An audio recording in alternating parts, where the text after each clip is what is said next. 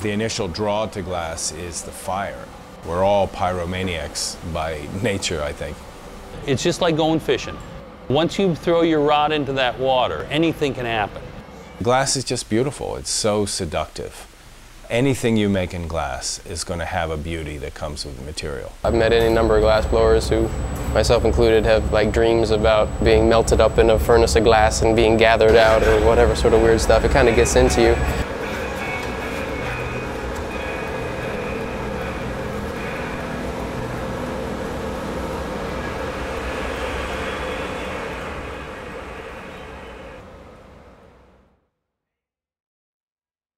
Before glass was an art form in the United States, it was a strictly industrial process.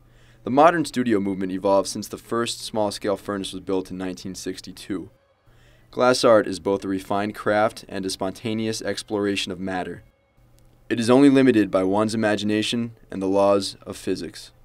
Glass blowing involves having a furnace full of molten glass that's about 2,000 degrees. You pull it out on these long steel tubes, you roll it, you add color to it, you shape it, you blow it, you do all these different things, and the whole time you have to be like wrestling the glass because in order to get it to move it has to be hot. So you're juggling it back and forth, you're stretching it, you're hanging it down, you're swinging it.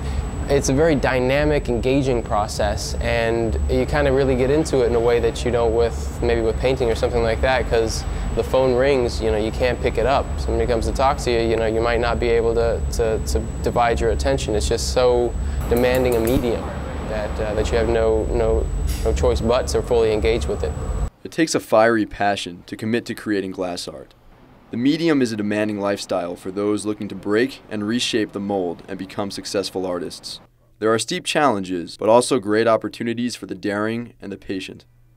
Most people don't understand how glass works as a material.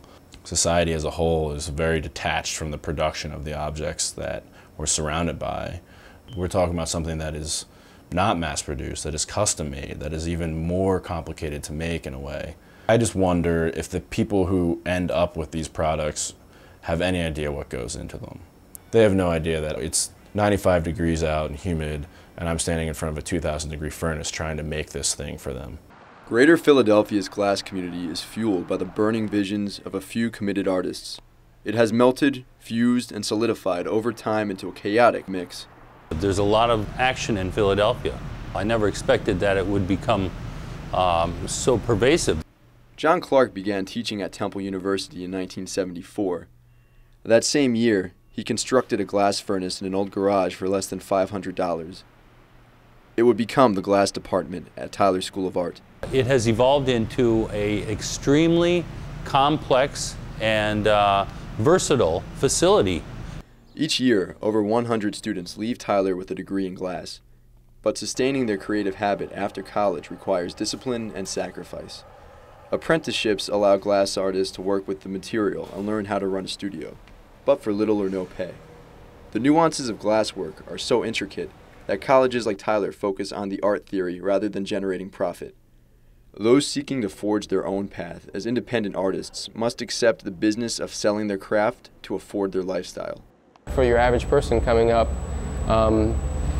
it's going to be kind of a culture shock when they have to pay, $40, $50 an hour to rent time, and then you have to be pretty adept at selling your work in order to make that money, or you have to have an alternate source of income. If you're working somewhere making 10 bucks an hour and you want to go blow glass and it's going to cost you $35 an hour or 40 or more, I mean that's the low end to rent a studio. I'm not a trust fund kid, so you have to figure out how to pay the bills, and the bills to live and the bills to make work.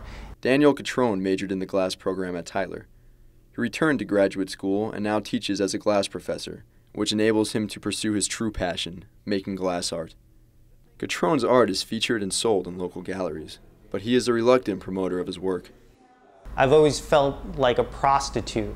It's like, here I am, I want the work to stand on its own.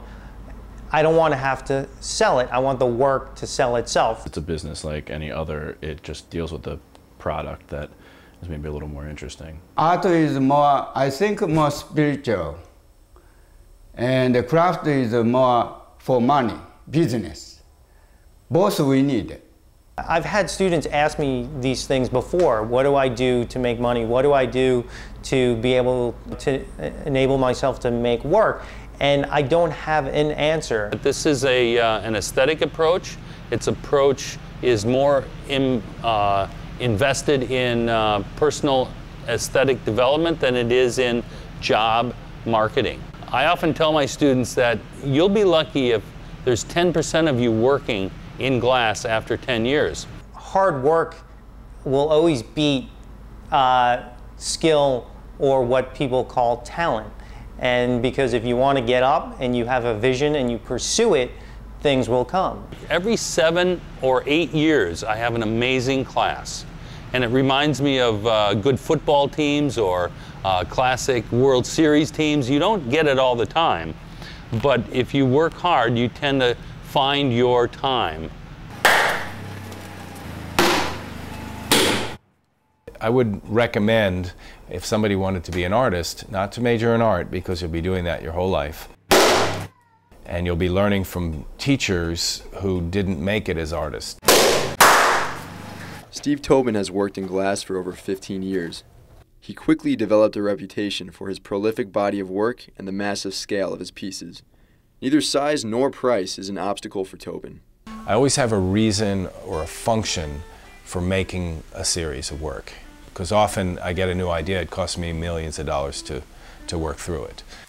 Hundreds of people have worked under Tobin as assistants and apprentices over the past 20 years, settling from around the world in Philadelphia. My name is Daisuke Shintani. I was born in Hiroshima, and when I was 28 years old, I came to work this country mainly for glass. My main reason to be here is I met Steve Tobin.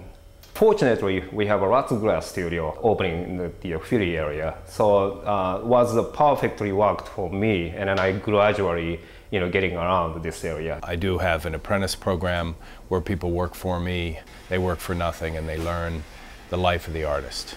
And they can actually be working in the gardens or making maple syrup, or not just making art, but learning the whole lifestyle that supports making my art. Tobin believes learning from an established artist offers opportunities and perspectives that art school cannot teach. The opportunities aren't always cut and dry and totally clear. Some internships will offer you a lot of studio time, but no money. Some will offer you some money, but no studio time. Some you're just basically getting taken advantage of. James LeBold is a glass artist and a Tyler graduate. He quit his job as a supervisor at Whole Foods to work in a local glass and metal foundry full-time. Who you know matters in anything. It's sort of like a long-term investment game, not a game of, well, what's my immediate payoff? He says no matter what he's working on at his job, he is feeding his creative fervor. Maybe I'm not the best with the visual means, but I'm trying. And that's sort of the only language I know how to communicate in. Every day when I go to work, I work with glass, or I work with metal, or I work with my hands creating something that's going to be seen by people, and it matters what it looks like. It doesn't matter if I'm just making these little tiles for a sidewalk. I'm working with glass, I'm gathering glass, I'm doing something involving heat and time.